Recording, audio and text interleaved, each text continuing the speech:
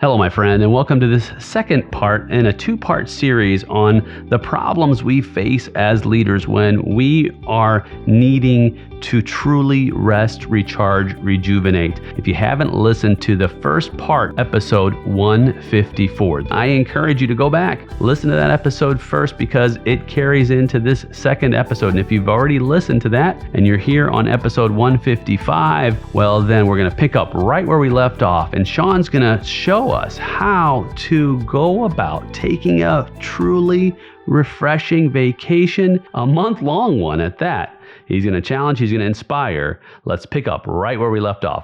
A scholar once said, Ronald Heifetz said, he said, getting on the balcony. It's really just getting away, truly getting away. And so I've never done the 4 weeks. But I'm looking at you right now, and I'm seeing in your eye, Nate, Try it. Try it and see what happens. Don't believe me. Try it for yourself. Just try it for see myself. What happens. Yeah. And anybody can do it. And I get every excuse in the book. No, I'm broke. I can't do that right now. I don't have the team or whatever. Look, I'm not saying you do it tomorrow. I'm saying if you make that a part of your vision and you put some goals in place, maybe it'll take you 6 or 9 months to prepare to do that. I don't know.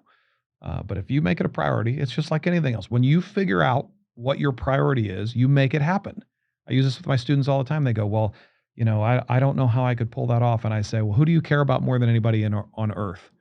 And they'll give me a name of my wife or my son or what. I say, okay, if you had to pull this off in the next 6 months, or I'm taking your son and you're never going to see him again, would you do it? And they go, yes. I go, okay, well then of course you can. If it's a priority, you figure it out. And so you may not make it a priority because you don't believe what I'm saying yet, but if you made it a priority, you would make it happen and you would see exactly what I'm talking about. 100%. And again, it seems like a complete walk backwards, waste of time. Why would I do that? I could be so much more productive. Look, man, you're more productive when you come back with a fresh mind. How much more productive could you be right now if you eliminated 60% of the things on your to-do list? You don't even have them anymore. Which, by the way, speaking of time off, there's been study after study after study that shows that no one on earth is productive 40 plus hours a week. They're not. So where did 40 hours a week come from? It ain't your vision, I'll tell you that. If you look at where Henry Ford started, this is 100 years ago, more than 100 years ago, the 40-hour work week started with him because they wanted more production out of their plants, and they didn't have the money to open new plants. They were at capacity. And so he said, how can we get more production out of the plants? Well, we'll take 24 hours a day. We'll divide it up into 3 different work stations, 8 hours each. We can't get anybody to work 7 days a week, but we can get them to work 5. And so they tripled the production out of the same plant by breaking it up into 3 different shifts, and the 40-hour work week was born. And here we are 110 years later-ish, and people think the 40-hour work week is normal. There's nothing normal about it. As a matter of fact, if you were to sit down in your vision and you were to write out your vision, no one on earth, I've done this with thousands of people, no one on earth ever says, I know what I want. I want to work 60 hours a week. That's not what you write. You don't narrow it down to a time frame. As a matter of fact, when I help people do their personal vision, I help them write out all of the things they want their personal life to look like, and then I have them assign it to a calendar. This is something a buddy of mine taught me years ago. Assign your personal vision to a calendar as though you're living it today. And let's see how long your personal life actually takes to live. If you're actually exercising in the way that you would love to, if you could do anything that you want, if you're spending time with loved ones the way that you would, if you could spend as much or as little time as you want, if you were doing hobbies, some of you haven't had hobbies in 20 years because you don't have time for them anymore. You forgot what you even like because you work so much. If you were contributing the way that you want to contribute, if you were spiritual the way that you want to spend time in that area, if there's like 11, 12 different categories I could go into. If you knew what that looked like, you wouldn't be able to work 40, 50 hours a week anyway because there's not enough time to work that much because your personal vision takes more than you think. And so most people end up waking up one day and they go, my relationship with my kids sucks. I don't even know, my kid doesn't know me. They don't know me at all. I don't know them at all. Why is that? Well, because you made something else a priority. You didn't have a personal vision to start with, and work for most entrepreneurs, mostly men, I should say, it doesn't have to be just men, but a lot of men end up putting so much time and effort and focus into their business because that's where they know that they can win. That's where it feeds them in terms of a lot of their human needs. And, they don't know how to handle the kid. And so work becomes the priority. And here's what you'll do too. You'll lie to yourself and you'll say, I'm doing it for my kids. or I'm doing it for my family. When in fact, if you ask your family what their vision is, what they want out of dad or mom, ask them. Right. You think they want a nicer car? You think they want more time with dad? You know, it's interesting when you start really paying attention to this stuff. What, you know, point is this: most people don't take time on the personal vision at all. And so they build a business and they say, someday when the business is doing really good, then I'll be able to take some time off. Then I'll be able to vacation. You know, and they're building a business that they're hoping to retire from someday. It's like, why don't you build a business that allows you to live all of this right now? And it takes work. It's not easy. And very few people teach this. Yeah. Most in the United States, most people are teaching you how to be more productive and how to make more money and how to increase sales and how to get bigger, bigger, bigger. Scale right now is the buzzword that everybody loves to use. What do you want to scale? You want to scale your miserable life to be bigger? You know, why don't you design a business in a way that allows you to live your life starting today? And very few people do it, man. It's because it's hard. It's hard, and it cuts to the heart. What you're saying cuts to the heart. It is true. It rings so true. And I love the way you design your vision process. You don't start with business vision. You start with personal vision. Oh, and entrepreneurs hate that. Oh, yeah. Why are we going to waste our time with this personal crap? Yeah, exactly. Right. Because I go, nope, we're starting here and then we'll build the business around it. And they go, nah, I want to make more money right away. And I go, well, you will, but you're going to do it the right way. We're going to design this first. Because the business funds the life you desire to live. Right. So you have to figure out what the life you desire to live is before you can put the funding piece together. Right. Of course. That's why even when we're working on a business plan, the financial model doesn't come first. It's like stage 4. In fact, when I taught at one of the universities, I taught business planning. And so we went through a business planning process. And so you start with the competitive model and what the market will bear and things like that. And then you move into the operations and the HR. And then finally you get to finance. How are we going to fund this? Yes. Right? It's the same formula. Like, hey, what is the highest possible benefit for all myself and my stakeholders, by the way? And I love how you word it and just calling people out, because your family is not going to say, oh yeah, unless you're a total dirtbag, they're not going to say, oh yeah, we want you to stay at the office more, because Sure. that's the ideal life for us. I can't tell you how many times a week my wife, God love her, and I know why she does it. She says, what time are you coming home? It's not because she is dreading me coming home. It's because she wants to spend more time with me. That's what she wants. And so I look at it that way. In fact, years ago, Shaun, and this was a part of me building my vision, my son was, 5 years old. And I had come home one day from work, busy, tired. And he said, Dad, can we sit down and talk? Of course, when a 5-year-old asks you that, and he asks you in a little mousy voice, and it's cute. I was like, sure, son.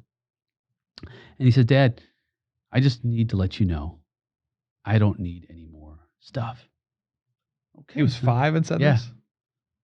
And he said, Wow. I just need more of your time. Wow. Oh yeah, talk about like, oh my Rip goodness, your face I off. know, like suture. And I retold him that story, and he said, Dad, I said something else that day. And I said, really? And I had forgotten that he said this. Boy, what a great memory. He said, I also told you after that. He said, I'll even sell my toys Wow. if it means spending more time with you. That's the idea of vision. Nice job, Nate. Yeah. Dig it in and just grind it around. Oh man, and I've never forgotten that, and it's been central to organizing my business around the life that is most important, that is most valuable. And you can't have that unless you truly identify. And you know, some of this stuff, yeah, it's important, but what is most important? If it isn't properly funding the life that is most ideal, then it's likely I need to revisit that and make some changes. Similar story to that. I remember one time my wife said same thing that you said. Hey, what time do you think you're gonna be home today? And I said 5:30. She said, okay, good, because I'm making dinner. So I end up getting in at, I don't know, 6:15, let's say. And so I walk in the door and she's disappointed and dinner's cold. And now, granted, I was back at the office. I was trying to close a deal or whatever my reasoning was, or maybe somebody needed me or whatever. And I got home and she said, hey, you said you were going to be home at 5:30. And I said, no, I said around 5:30, Right. because I got to be right. And she said, it's interesting. She said, if you have an appointment with a client at 5:30 and you're going to be like 2 minutes late, what do you do? And I said, which this is true. I would call them and I would apologize and I'd say, I'm going to be 2 minutes late. I don't care if I'm 30 seconds late. I'm calling them, sending them a text, something. I'm 30 seconds late, whatever. And she says, why don't you do that with me? And I thought, I don't know, but because you're going to be here when I get here no matter what time. And I think that's a mistake that we all make often. We think those things that we care about and the people that we love and the people that are there every day, they're going to be around forever. And they are not. They might not. I mean, first of all, I do that enough to her. She may not stick around because I'm screaming a crystal clear message to her that my priority is my clients or whatever work I had to do left there. My priority is not her. And so you do that with her, you do that with your kids, you do that with all of the other personal things in your life. You say, well, my hobbies aren't my priority anymore. Health isn't a priority. This is where you wake up one day and you go, my business is doing great and my life is a failure. And what happened? Well, it's because you were intentional about your business, Yeah. but you weren't intentional about anything in your personal life. And so no wonder it went to the side. You didn't pay any attention to it, or you didn't give it the attention that it needs or deserves. And you send the message, and what a story. You send the message that you're not important. Yep. My son is now a teenager, 16 at the time of this recording. And there was a period not too long ago where I felt like I was losing touch with my son. And I started listening to different podcasts and reading books. And one of the guys who does a podcast on teens, something he said really hit me hard. He said, "It's not that your teen doesn't love you. It's just that you're making yourself irrelevant." Hmm. It's like, wow, man, he's right. Like, why would you want to be around someone or do something that's irrelevant? It has no meaning or value in your life. It's not his fault. It's my fault. I'm eliminating myself from relevance in his life. And I need to change that, change my actions, change my priorities, find out what he's interested in, get on his level where he wants to go in life, spend time with him and show him that you are infinitely important to me. And so I made a change. In fact, just last winter, we did a 30 days of love and it was on social media. And we spent every single day, once a day, having an act of charity. It was during the Christmas holiday season. And I was like, man, I want to do something more than just shopping for presents for people. And we focused every single day. Hey, what can we do? One act of kindness every day together that we think's kind of cool. It doesn't have to be monetary. It could be anything. Some days maybe it was some donuts to the local police station. We brought food downtown for the homeless. We did a bunch of things that were together. And he's like, man, Dad, can I pay for this particular day's stuff? I'm like, you sure can. Can I be involved in this? You sure can. And it was something that he was interested in, something I was interested in. And guess what I became? I became relevant to him. And I had to, at the same time, change my priorities, which I thought were so important, but they weren't that important at all. In the grand scheme of what I truly wanted to be remembered by, none of that mattered, what I thought was important. All right. So now try to imagine implementing any of that when you've built a business that requires you to work 70 hours a week. Exactly. It's hard, man. Yeah.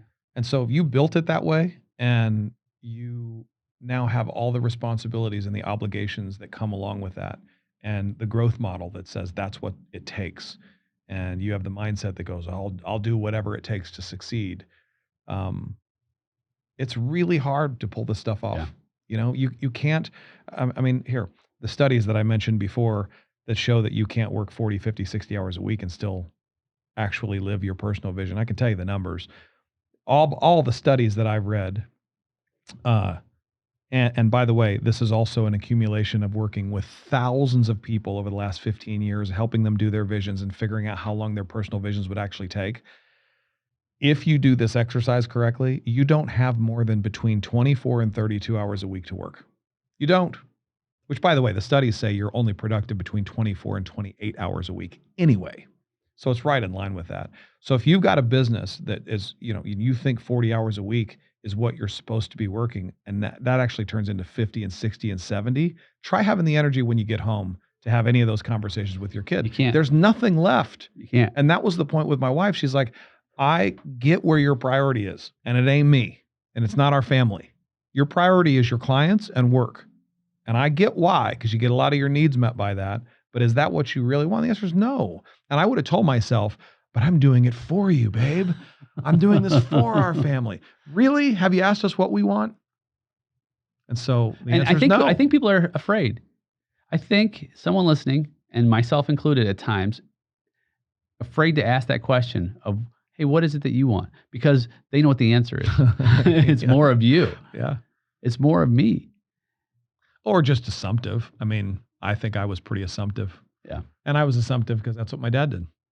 I mean, my dad was in the military 20 years. He was taught that the harder you work, the more you'll be rewarded and the better it'll take care of your family. It's like, all right, that's true to a degree.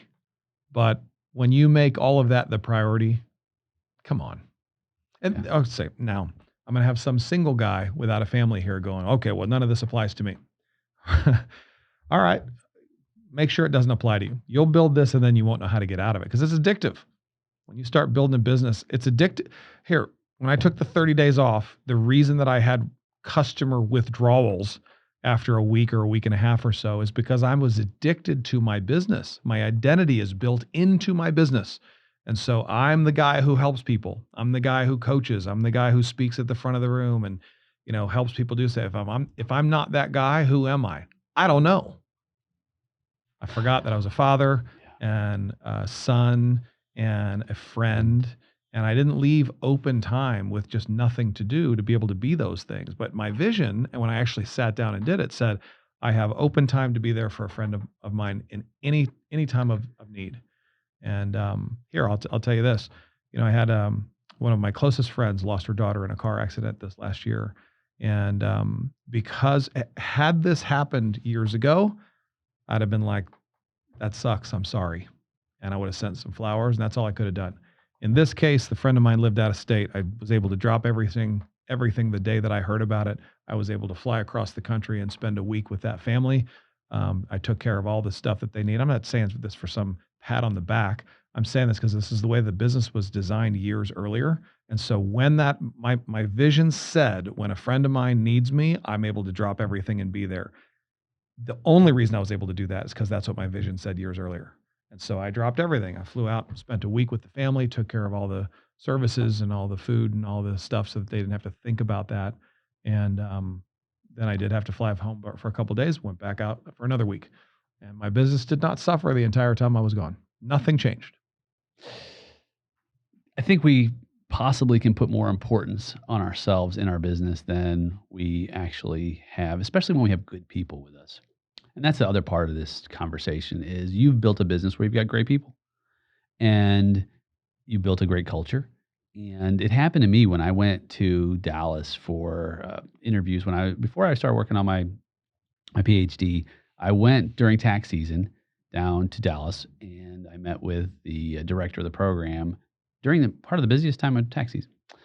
And I wanted to see just how it would feel for myself and for my team for me not to be there during a busy time because I'll be gone a couple of weekends, 3 week, all during tax season, 2 days to 3 days a month. And I was shocked at how I was unmissed. That's the lonely part I was saying, man. Is you go, oh, do they need me? I don't think they need me. Yeah. They're like, no, everything was great without you. Like, really? Are you sure? That's when most people go and they start fires. Yeah, right. Yeah. No. Yeah. There's nothing that just like totally went wrong. Like, no, we handled it. Like, wow. It's a revelation to me. Yeah, man. Yeah. It felt good. The other part of it is, and I want to just say this outright, it's challenging to even think, okay, this whole month-long challenge, it's challenging to even think, like, okay, how much more work am I going to have when I get back? How many more emails am I, if I don't answer any emails. Oh, yeah. how am I going to catch up? I want you to speak to that. I think I have an answer, but I want you to speak to that and see if I'm right. Well, so is that in your vision that you go on vacation and then the whole time you're there, you're stressed about how much work you're going to have when you get back? It's not in anybody's vision. Right. And so this is what I'm talking about. Like in the 6-month planning that I planned in advance of taking that month off, to think through these things. How is my email going to get handled while I'm gone? If an emergency does come, and by the way, let me mention real quick, you made me think of this before.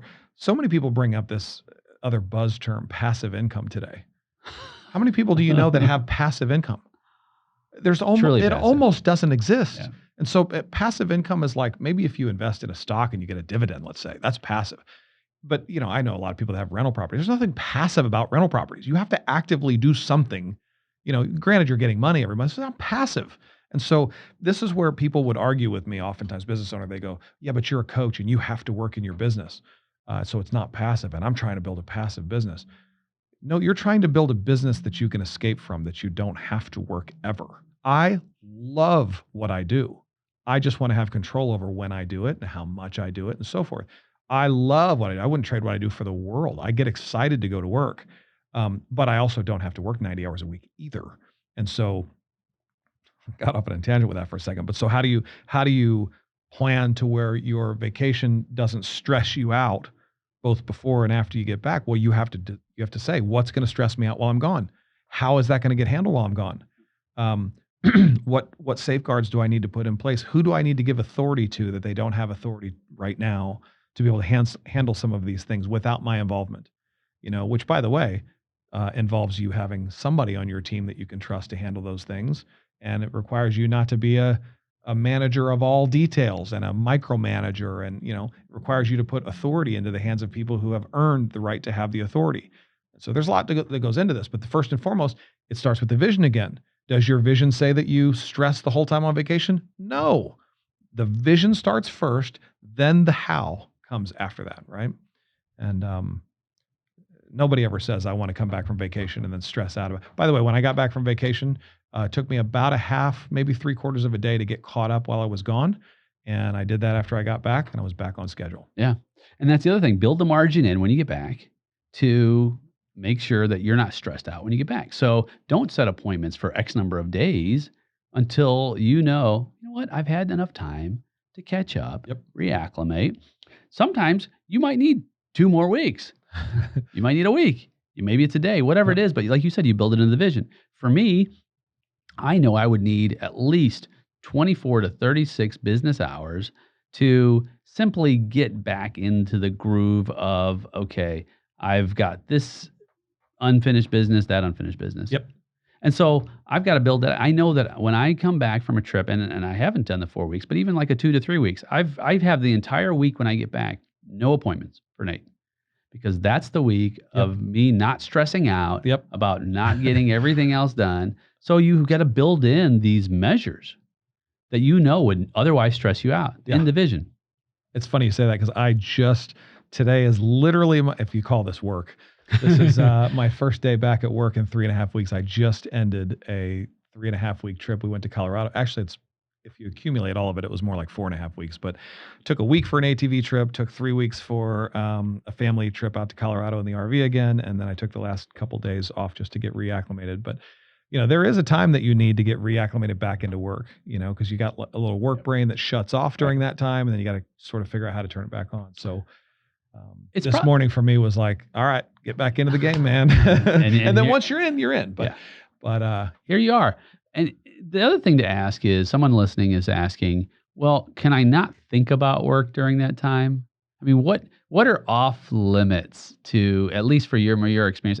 And the reason why I ask that is because sometimes your best ideas, my best ideas, have been when I've been away. Sure. In fact, the whole, you and I have known each other since the 90s, right? So we're dating ourselves. When we met, I hadn't opened any mall locations for accounting and tax work that we were doing. So I had a couple little offices in St. Louis area. And I remember exactly where I came up with the idea for a mall-based tax business. Not that it had never been done, but for us, I was on a horse in Colorado on vacation, and I was just relaxing. I had taken, I don't know how many days, but it was at least at the 2-week mark. And this epiphany came up. And I was like, I got this idea for this special kind of tax business. And I had messaged one of my employees. This is before we had text messaging. Yep. So it's called a voicemail. I had voice a message. carrier pigeon. Yeah, right. Yeah, smoke signals. And I said, I got this great idea. And Shaun, the difference between the volume from the one location, and this is 2000 to 2001 when I opened the first tax office in a place called Northwest Plaza, is no longer there. Oh, yeah. I went from like 300 clients to 1,500 clients. Wow. I mean, that's a 500% increase. And you've heard this, this location. Location still matters.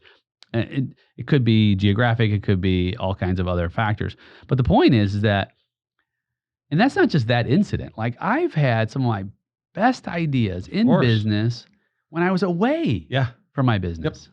Yep. So I preface all that to say, because someone listening is like, well, do I have to forget about business when I'm gone? No, not at all. I journaled the whole time. I say the whole time. I journaled whenever I felt like journaling while I was on my trip just recently. And, I've got pages of journal stuff. And I do think when you have some quiet time and some downtime, you have some of your best ideas. I also think that it's important to season those ideas if you're somebody who typically has an idea and implements it immediately. And the reason I say that is because sometimes just letting an idea season just a little bit helps you differentiate that which is urgent versus that which you think is urgent, which for entrepreneurs, especially visionaries, they tend to think all of their ideas are great and they should implement all of them all the time.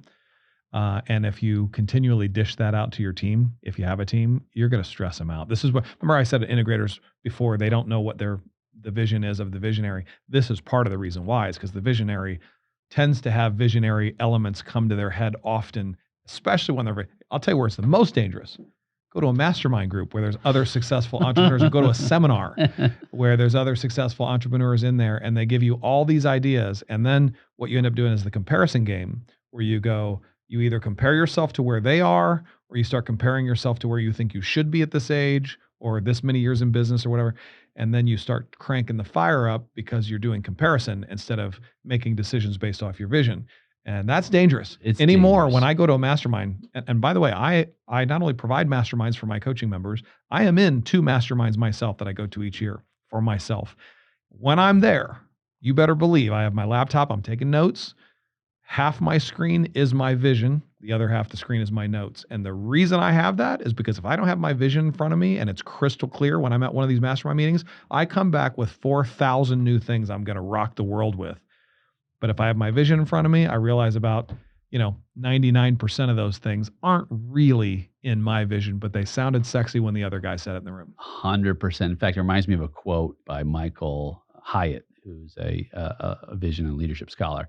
And I'm paraphrasing. He says that distractions show up on your doorstep, masquerading as opportunities. Oh yeah. And the only way to tell the difference is to measure it against your vision. I mean, it's exactly what you're talking about. It's exactly what you're talking about. And I remember that because you've said this before, especially when we've talked about integrators and the visionaries, and you've given instruction to the integrators to ask the visionary when they have all these ideas, which one of these ideas am I going to prioritize first? Oh, yeah. Right? Yep. Get the visionary to start to say, well, you can't prioritize all these great visions first. Well, and here's a perfect example of that. So let's take your mall location, for example. Let's say that you got the most joy out of working with, let's say, high-level business owners. But let's just say, and I don't know if any of this is true at all, it may not be at all, but let's just say you got the most joy out of working with high-level clients, business owners, people with multiple businesses, let's say, who make $1 million or more a year. Let's just say that that's your vision of who you want to work with. And let's just say you have this idea of, I could open a mall location and do taxes for all kinds of people up in North County, which is not necessarily where you're going to find that specific type of client. Not the demographic. Right? And so, but you have an idea, and let's say that your first filter of the way that you make decisions is, how can I make the most money? Well, you might make the most money opening the mall location, but it's not going to get you the clients that you ultimately want to work with. And ultimately, it's not going to bring you the most joy because you're going to get more individual tax return type people from up there, right? And so, you may make more money this way. You may build a bigger business this way, but this is the business that you wake up 3 years from now and you go, I don't like what I do. And you can't figure out why. I hate what I do. I'm making more money than ever. I'm not fulfilled. And now I feel like a jerk because I should be grateful, but I'm miserable. It's like you made a decision with your first filter being money, not your first filter being your vision.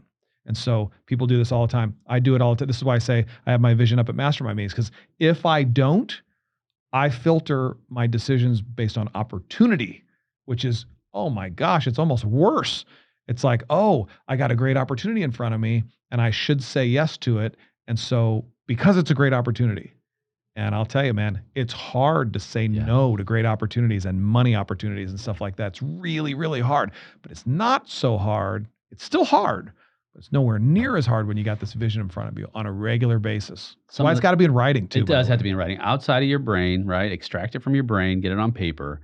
And I think those are probably some of the 5 most important words anyone could ever ask when they are making important decisions. Is it in my vision? Well, that's a great question. And then that needs to be filtered down even more, because you'll find, let's say you have 100 ideas in your journal, right? On your vacation, you're on the horse and 100 ideas pop up.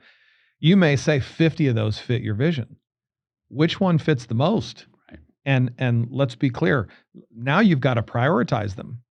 And how do you prioritize them? Well, now is when the filters come in. Okay, does this fit my vision the most? Is this the best opportunity out of the 50? First of all, you just eliminated 50 of the 100 right away, because the answer is no, it doesn't fit my vision at all. It's just a great money-making opportunity. But the other ones, you say, well, yes, it fits, but does it fit as much? Does number 3 fit as much as number 7? And if number 7's better, then boom, that gets moved up the priority list. And I know this sounds simple, but when you have it in writing, you can literally, now instead of comparing yourself to where you think you should be, or comparing yourself to where your buddy is in the mastermind group who's your age and already doing $3 million a year more than you, you start comparing your opportunities to your vision. And you say, which of these which fit the most? Then about 7 filters down, you can say, is this going to make me the most money? But not first. It comes way later than first, man. And trust me, the money will follow if you do this right. But you no longer make decisions I call it making a decision based on your spreadsheet versus your vision. Nice. You make a decision based off the spreadsheet, it's going to be a different answer most of the time. And that's the life that you wake up from and you go, I don't know what the deal is. I feel here.